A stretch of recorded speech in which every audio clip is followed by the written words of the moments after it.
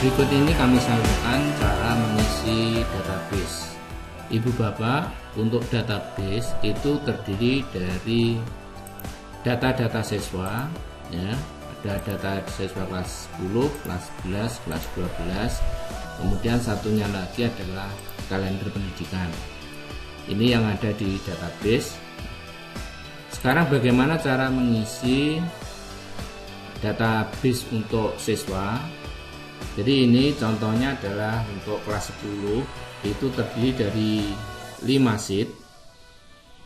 Sheet yang pertama ini adalah berisi data siswa secara keseluruhan dalam satu tingkat. Kenapa ini satu tingkat? Kemudian ada yang dibuat per kelas, itu karena ada kebutuhan yang berbeda terkait dengan kebutuhan database pada file-file yang akan kita diolah. Jadi untuk mengisinya ini bisa secara manual, ya. Ini untuk nomor absennya, jadi ini nomornya adalah nomor absen, kemudian nama dan kelas, ini bisa diisi manual. Namun Ibu Bapak juga bisa dengan cara mengcopy. Bagaimana cara mengcopy? Ini misalnya saya sudah menyediakan, sudah memiliki datanya, misalnya seperti ini.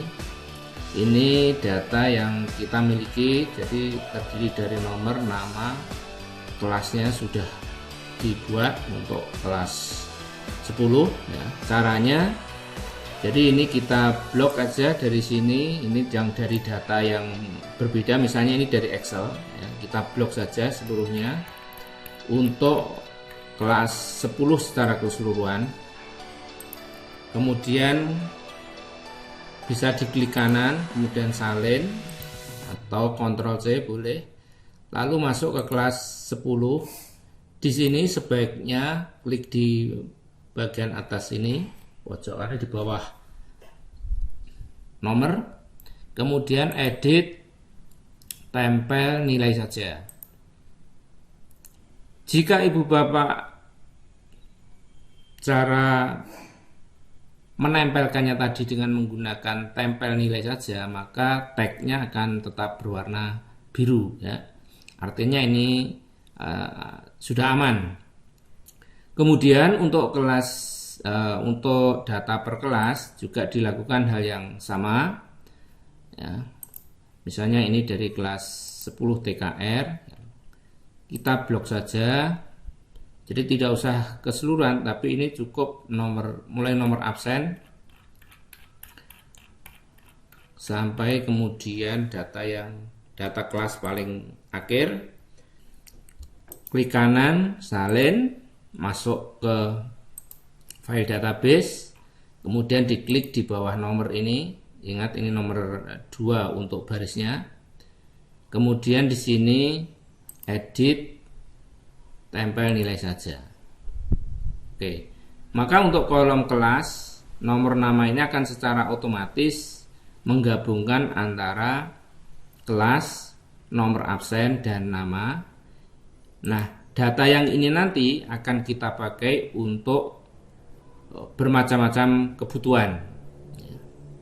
Jadi ada bermacam-macam kebutuhan yang tentu saja Ibu Bapak tidak perlu menggantikannya di file yang lain, cukup menggantikannya di sini, kecuali di formulir, ya. Kalau di formulir tidak bisa ditautkan atau di-link langsung begitu, tapi jika data itu dalam bentuk spreadsheet, maka semuanya sudah terhubung dengan database ini.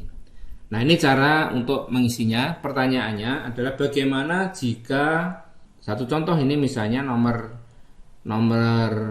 39 ini keluar misalnya, maka tekniknya adalah penghapusan data ini sebaiknya dilakukan di awal semester atau awal tahun. Jadi sebelum habis untuk penggunaan sampai akhir semester, jangan dihapus.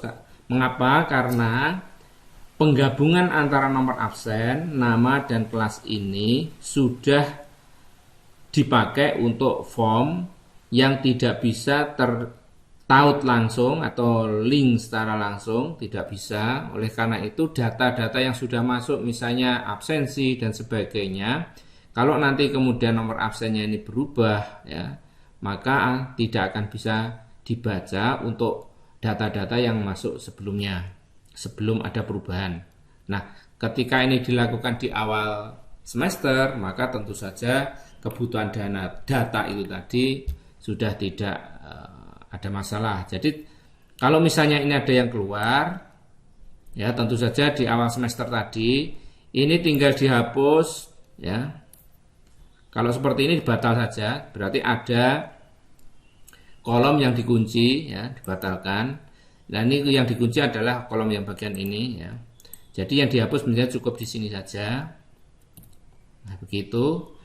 Nah kemudian yang data yang dari bawah, otomatis ini kan nomor absennya akan berubah ya.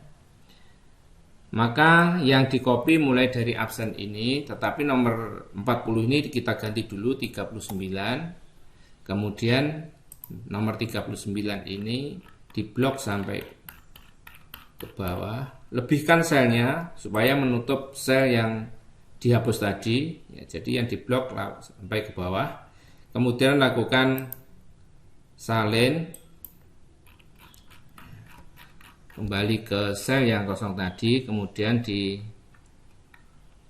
dimasukkan, diklik di sini, kemudian edit, tempel khusus, tempel nilai saja. Nah ini caranya seperti itu, tetapi sekali lagi harus dilakukan di awal semester sebelum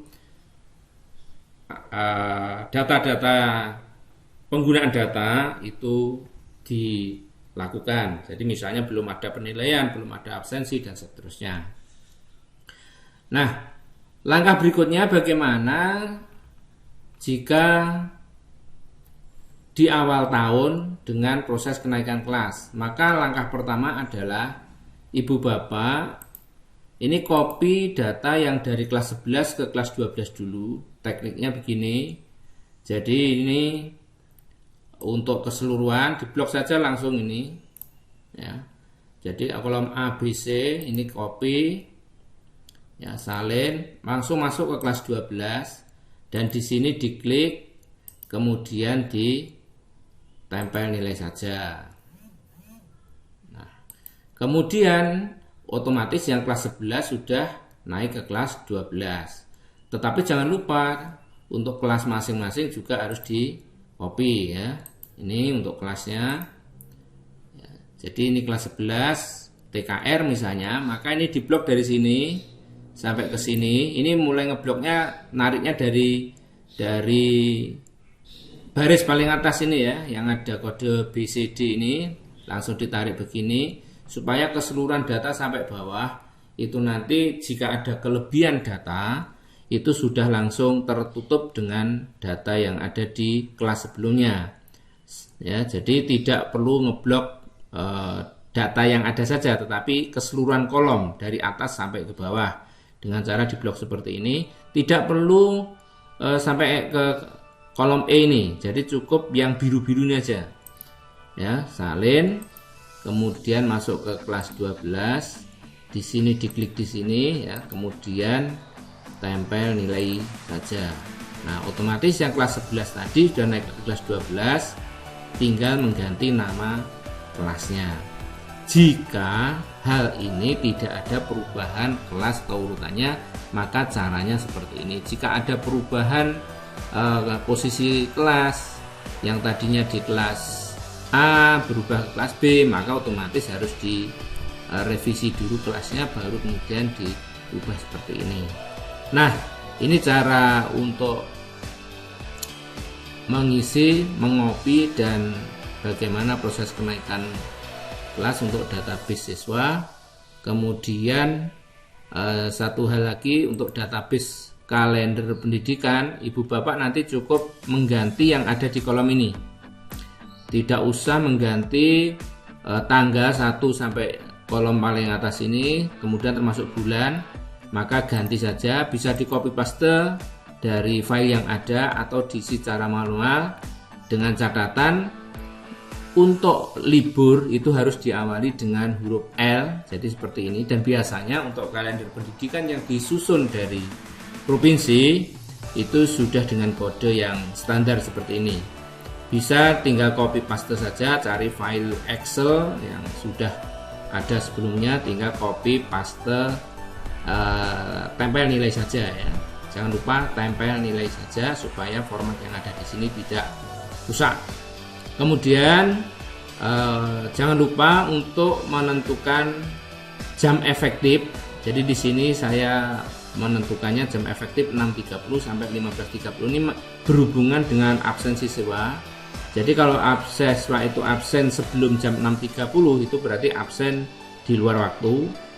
Termasuk juga misalnya absensinya dia melakukan jam di atas jam 15.30 itu juga termasuk di luar waktu. Nah, absen yang diharapkan bagi siswa adalah antara jam 6.30 sampai jam 15.30. Ini adalah waktu efektif belajar.